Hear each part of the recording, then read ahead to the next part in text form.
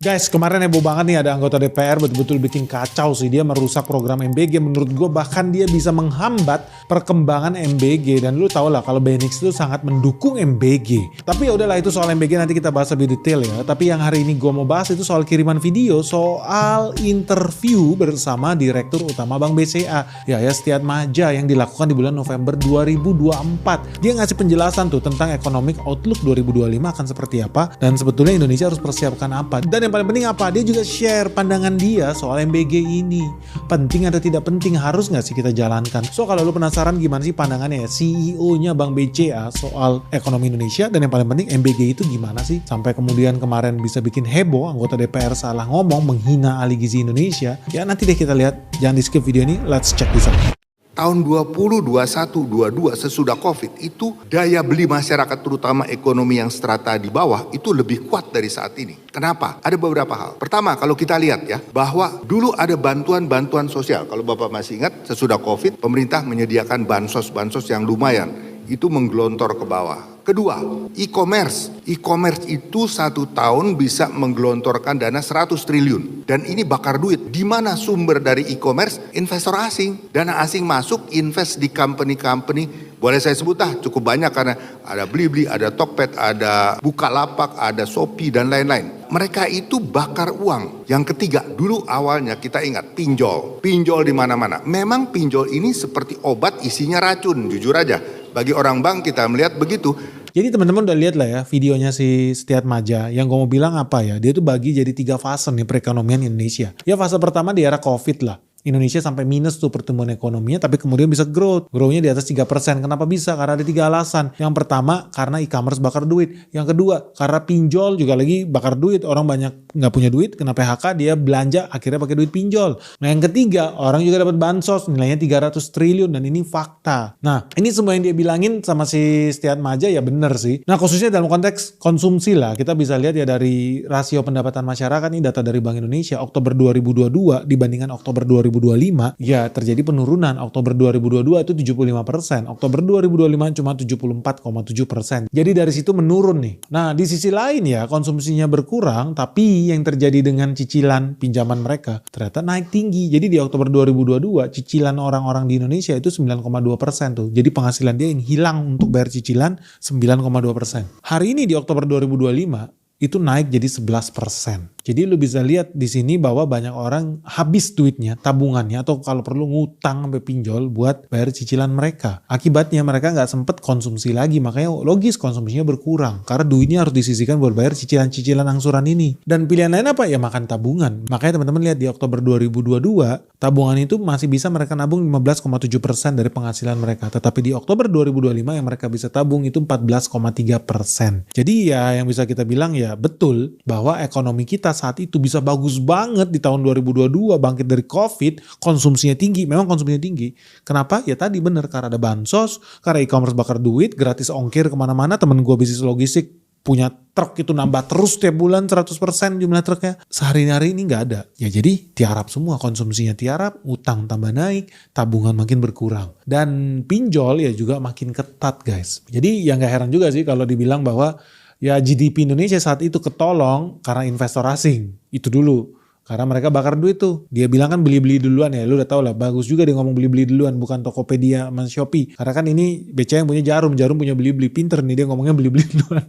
Promosi gratis. Ya tapi ya beli-beli Tokopedia, Shopee, ya itu menyelamatkan ekonomi Indonesia. Dia bakar duit ratusan triliun pada saat itu. So that's a good news. Nah sekarang apa kita bisa andalkan itu di fase kedua? Ternyata tidak dong, karena duit mereka kan juga habis. Bansos nggak mungkin juga digelontorin terus ratusan triliun setiap tahun, nggak bisa juga. So di fase kedua ya Setiatmaja bicara soal hilirisasi. Karena ternyata ekonomi Indonesia bisa tumbuh 5,02%. Itu bukan lagi dari bansos ya guys ya, tapi bisa tumbuh dari industri besar, hilirisasi, bukan dari UMKM. Industri besar mereka lakukan hilirisasi. Kita tadinya ekspor bahan mentah, raw materials, sekarang ekspor bahan jadi atau setengah jadi. Akibatnya apa? Naik jadi 10-20 kali lipat value of goods yang kita ekspor. Betul nggak? Betul, lu lihat di layar kaca. Dari nikel aja tadinya cuma bisa ekspor 40-an triliun, sekarang udah jadi 480 triliun karena ada hilirisasi. Jadi ini bener, dampaknya bagus bagi perekonomian kita secara makro, iya. Good. Tapi apakah bisa kita andalkan untuk fase selanjutnya? Karena ternyata lu kan hari-hari ini juga merasakan bahwa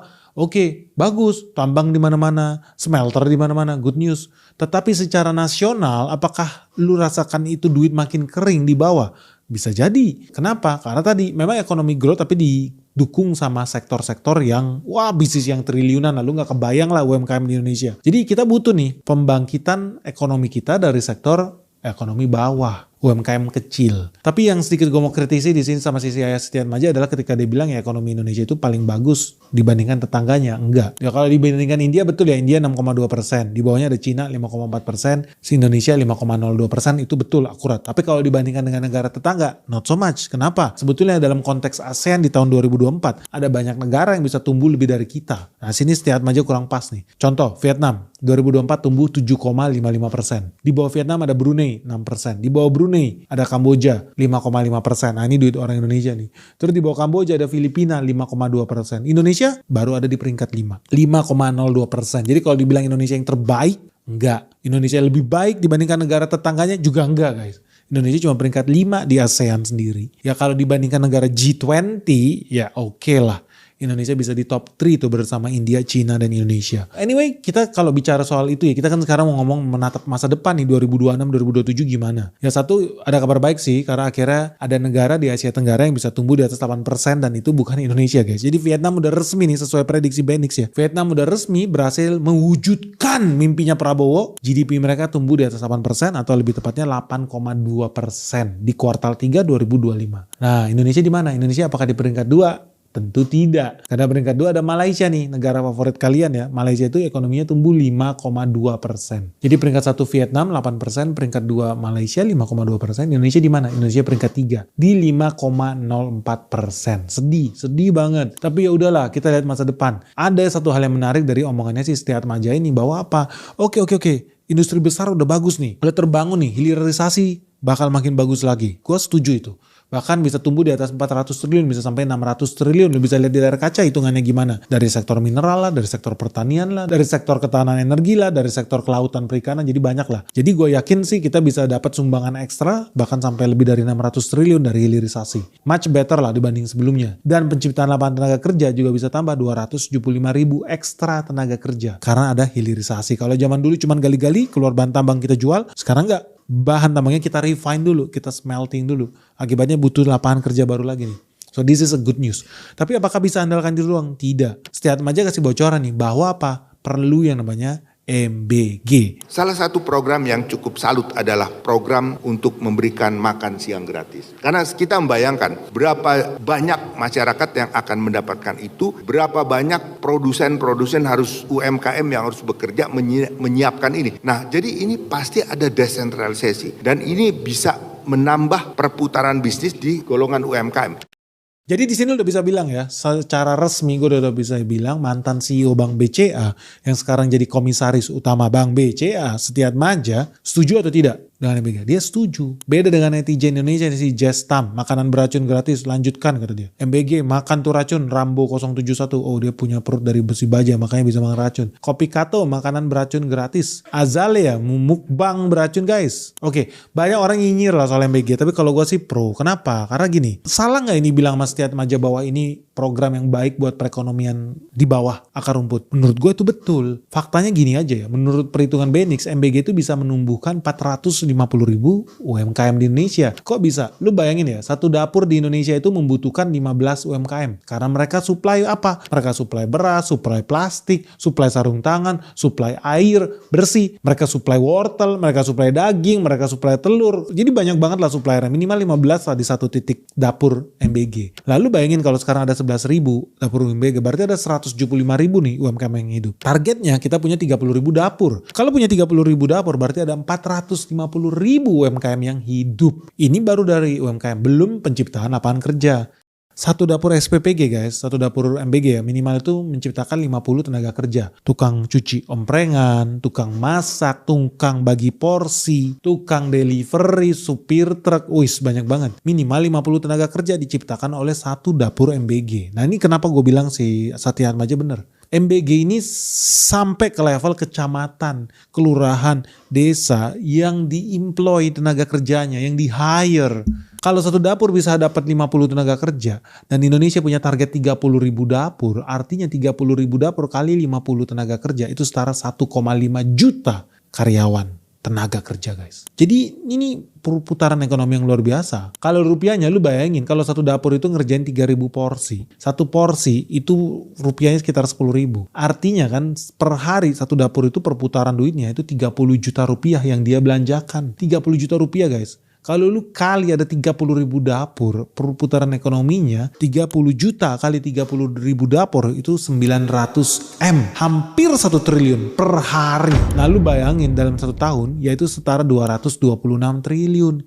Itulah peredaran duit MBG. Dan ini tidak dinikmati oleh korporasi besar. No. Atau pengusaha tambang, modal satu bikin tambang aja triliunan. Siapa bisa? Tapi UMKM bisa supply ke dapur MBG. Lu mau bikin dapur MBG bisa nggak? Bisa juga. Dan ini koperasi yayasan, lu bisa jalanin itu. Modalnya cuma 1-2 M lah buat satu dapur. Dan ini bisa dilakukan oleh kalian arisan ibu-ibu rumah tangga bikin dapur SPPG bisa nggak? Bisa juga. Sangat realistis buat pengusaha kelas menengah bawah menjalankan dapur MBG ini. Jadi gue setuju sama si Setia Atmaja bahwa memang ya faktanya MBG ini program yang bagus karena bisa menghidupkan ekonomi kalangan menengah bawah. Bisa menghidupkan putaran ekonomi, penciptaan lapangan kerja di menengah bawah. Makanya kita harus dukung MBG ini. Gue sendiri sangat mendukung. Konsisten gue sejak bertahun-tahun lalu gue mendukung MBG. Terlepas dari konteks politik ya. Gue dukung itu karena memang banyak orang Indonesia yang makan cuma sekali sehari. Gue udah pernah lihat di mata kepala gue. Gue lihat itu. Dan banyak orang Indonesia yang stunting. Waduh, gue lihat dengan mata kepala gue. Dan apalagi ada penciptaan ekonomi seperti ini ya lebih bagus lagi. Jadi yang dihidupi bukan korporasi besar. Karena gak mungkin lu kasih makan anak-anak, kasih sayur buncis di Manado. Belanjanya sama oligarki gak bisa. Pasti lu belanja di pasar di Manado. Lu kasih makan anak wortel di Papua, pasti belanja Papua dari petani di Papua. Jadi nggak bisa perusahaan yang ada dari Sabang sampai Merauke mensuplai dapur MBG, ya nggak bisa, nggak mungkin lah. Jadi susah lah, kemungkinan besar ya mereka ambil dari supplier-supplier lokal, petani buncis lokal, beras lokal, telur ayam lokal, bumbu dapur lokal, bawangnya lokal. Jadi banyak ya material di situ yang bisa disuplai dari pengusaha-pengusaha, petani-petani, pelaku pasar lokal guys. So that's a very good news. Cuman sedihnya gini ya. Gua nih capek-capek nih membela MBG dan gue sangat setuju dengan MBG. Setia Atmaja sampai setuju juga loh sama MBG. Lu bayangin ya direktur bank terbesar di Indonesia BCA mendukung MBG juga karena memang faktanya memang ini bagus. Cuman sayangnya ya banyak orang itu suka goblok gitu loh. Bukan hanya netizen aja nih yang kemakan media busuk kayak tempe bacem, tapi anggota DPR aja sampai bisa bicara ngaco kayak begini guys. Bapak Ibu sekalian, saya gak suka anak muda arogan kayak gini. Saya sekarang akan nanti ajak rapat BGN, akan merubah diksi daripada ahli gizi ini adalah satu tenaga yang menangani gizi, tidak perlu ahli gizi. Cocok kan? Nanti saya akan selesaikan di DPR. Kalian gak boleh arogan gitu bicara undang-undang. Ketika saudara di DPR, saya ketok, kita tidak perlu ahli gizi, tidak perlu persagi. Yang diperlukan adalah satu tenaga yang mengawasi gizi, tidak perlu ahli gizi. Selesai kalian. Yang intinya di situ gini loh, gue tahu kendalanya sih, gue bisa pahami bahwa banyak dapur-dapur itu kesulitan cari tenaga ahli di bidang gizi. Gue bisa pahami itu, dan sekarang mau ambil jalan pintas. Gue gak setuju, jujur aja. Kita perlu yang namanya ahli gizi. Ahli gizi bukan ahli ngecor tembok, dikasih training 2 bulan terus jadi pegang dapur SPPG. Gak begitu ceritanya coy. Gue setuju banget kalau memang kita butuh orang yang ahli, tempatkan orang yang ahli, bayar orang yang ahli. Karena program ini namanya makanan bergizi gratis. Bukan program makan beton gratis. Jadi yang lu hire orang ahli ngecor, enggak. Yang lu hire ya memang ahli gizi. Jadi di sini ya sorry banget nih, gue sih sangat anti sebetulnya sama asosiasi-asosiasi. Lu tau lah kayak Ikatan Dajjal seluruh Indonesia itu yang ujung-ujungnya membuat asosiasi paling jahanam sepanjang sejarah Republik ini. Mempersulit orang buat jadi spesialis, mempersulit orang kalau mau praktek, mempersulit orang kalau mau kuliah. Kenapa? Karena mereka jadi monopoli, mereka jadi diktator guys. Gue gak setuju. Nah mungkin ini juga yang dirasakan oleh si anggota DPR itu, bahwa ada asosiasi ini bakal bisa jadi the next Ikatan Dajjal seluruh Indonesia gitu. Ya, takut juga sih, memang gue juga melihat kekuatan Ikatan Dajjal itu hari ini bener-bener Dajjal tuh, binatang haram.